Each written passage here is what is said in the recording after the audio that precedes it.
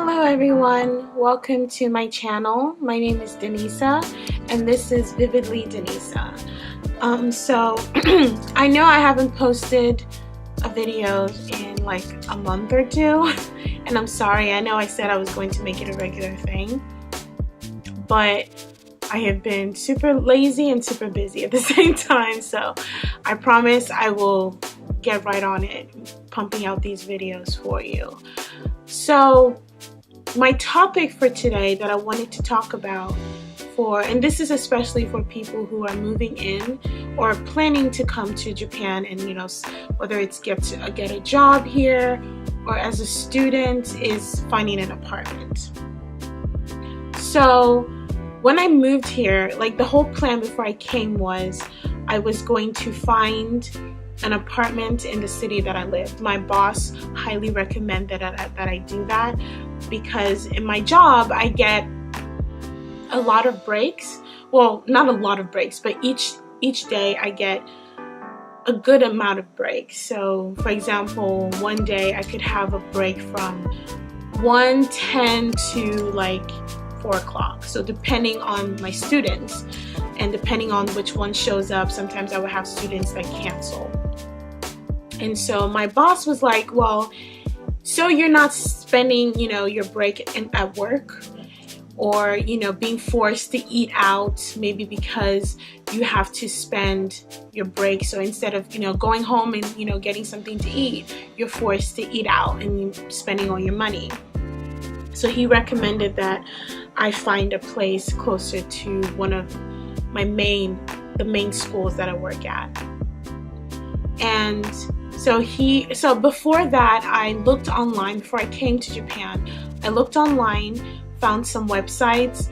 I can send you those websites if you want me to. Just message me under the comments section and I will put those websites out if you're someone looking for places to live. And these are like websites that are catered to foreigners as well as Japanese residential, like Japanese people website. if you can speak or if you can read Japanese, there are websites for you as well.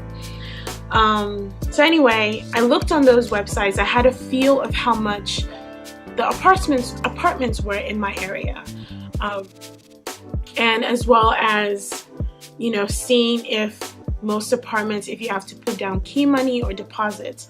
So to explain the whole key money situation, and I know here they call it something else, I can't remember. It's kind of like a gratitude money. So like you give, sometimes they ask you to give them certain amounts of money that you're never gonna get back. So it's not a deposit. It's just like, oh, thank you for giving me your apartment. Even though you're paying rent, and even though you're paying, and sometimes they might ask you for the key money as well as the deposit and the rent. So you have to keep that in mind when you're looking for apartments here. I would go for apartments that just ask you for a deposit. Some don't even ask you for a deposit. Some just ask you for the first 2 months rent or something like that. For my apartment, did I pay a deposit? I didn't pay a deposit. What I did was I ended up paying, did I pay a deposit? Yes, I did. I paid a deposit. Because I remember my first month I paid like my first month when I was moving I paid like $1,000 something dollars. So which was my first month's rent as well as the deposit. So I ended up spending, so I moved in on the 27th. And so I paid for those days that I stayed, that I was moving in for that month, as well as deposit. And so it wasn't even that high, which I was so glad to have. I was so glad to find that kind of apartment, but that they weren't asking for a crazy amount for the deposit. So for the first month, I got everything, taken care of and all that stuff. I didn't have a key money, which was great. The deposit was low. You also have to pay something that's called fire insurance. So apparently, at least in my area, it's something that you have to pay like once in 2 years. So I've paid $150 or the equivalent of that in yen when I moved in. So I had to pay that first before they gave me my key. And I think I said this in my past video, I'm so glad to have the boss and the job that I have, because he helped me with everything. Like, as soon as I got to Japan, he was like, okay, you want to look for a house, or you want to look for an apartment? I was like, yes, because I was worried about that. I was like, where am I gonna stay? Because I had booked a hotel, and he helped me do that too. So he helped me book a hotel, and it was like a Japanese style hotel. He helped me book that. So when I got to Japan, that's where I stayed for a week. And in that time, like so I got to Japan on like a Monday, and on Wednesday, he took me to the office, the realtor's office. He helped me, you know, like negotiate with the realtor on which apartment, you know, that I wanted. And he, you know, he ended up, since I didn't have a bank at the time, he signed with his bank. So he basically handled everything. It's his signature on my apartment stuff and all that stuff. He helped me so much. Yeah, and they're very fast here too. Like, they will get you like, if there's no one in the apartment, if it's empty, they will get you moved in as soon as possible. Like, you don't have to wait several weeks and all that, do all that paperwork and all that stuff. Sorry. But yeah, so the apartments, it can be easy for you if you have a good support system here. If you have maybe Japanese coworkers, or, you know, your boss, whether you have managers, if you're from a bigger eikaiwa, or maybe you're in the programs like JET, who work with public schools, and they will arrange for you to have an apartment even before you come.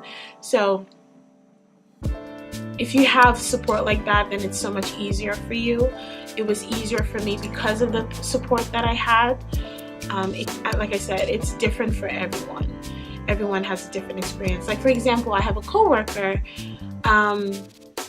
He's been living here for a long time, but he had to move out of his previous apartment because around like around like May-ish. No, not May. What am I saying? Around like October, November, we had a big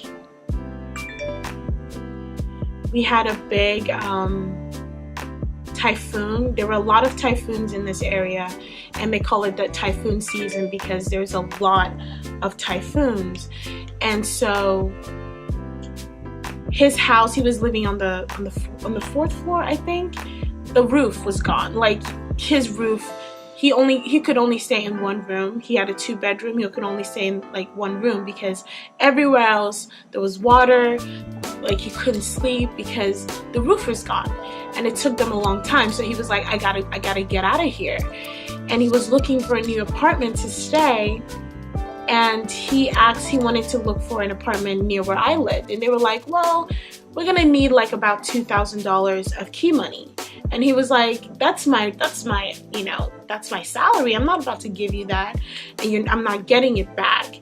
And so sometimes you may come across people or companies like that where, you know, they ask for so much money for what? Like, you're not even gonna give me that money back, so why should I give it to you? And then you're gonna find people like his new apartment, which he ended up getting a better deal. It's a first floor, it has a nice garden. It's cheaper, and even if it's a 2-bedroom, it's still cheaper than what the other people were asking for. So there's so many things that you can come across in Japan. And also, it also depends on where you're living. In Kawachi Nagano, where I live, the apartments here are cheap. Well, not ridiculously cheap, but they're affordable. So you can live, like, I live in a 3-bedroom. Ask me why, I don't know. But I live in a 3-bedroom, and it's like $600 or $650 if you want to be exact in the exchange rate.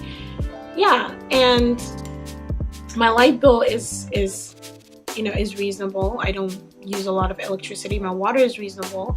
Everything else is reasonable. And I live in a very quiet, like, family type neighborhood. I think all my neighbors are families. I'm pretty sure I'm the only single person in this entire building. And so you can find good, affordable places if you live in like the outskirts. So like not in the main cities like Namba or Tokyo, like not in the, you know, the main cities. If you lived a little bit farther away from the big cities, then you can find an affordable place to live. It's all about having that connection and having a good support system and a good, you know, people to point you in the right direction. Because as foreigners, they don't really take you seriously, to be quite honest with you, because they either think, okay, especially if you don't speak Japanese, it's a lot harder for them to take you seriously, because it's like, well, we can't even communicate. Like, I can't speak English, you can't speak Japanese. So that's like the first roadblock you're gonna meet. And then, like, for even to make a bank, like to make a bank account, I had to have a Japanese person with me to do that. So yeah, it's all about the support system. And I hope and I pray if you're coming to Japan that you have that support system, because I do believe employers should have that for their foreign teachers, because they're coming to a new country. Everything is different, especially if they do not look Japanese, they cannot speak the language, they obviously stand out. It's very hard to kind of blend in, or for people to, like on site, take you the way they would take a Japanese person. So yeah, that is it for today. If you have any, I hope, I kind of went on a tangent. I feel like I didn't really explain everything, but I'm talking from my experience and from what I experienced coming to Japan and finding my apartment and everything. So I hope this was, you know, helpful for you. Please let me know in the comments below what you thought. And if there are any topics that you guys want me to talk about, please feel free to let me know. So I will see you guys later. Bye.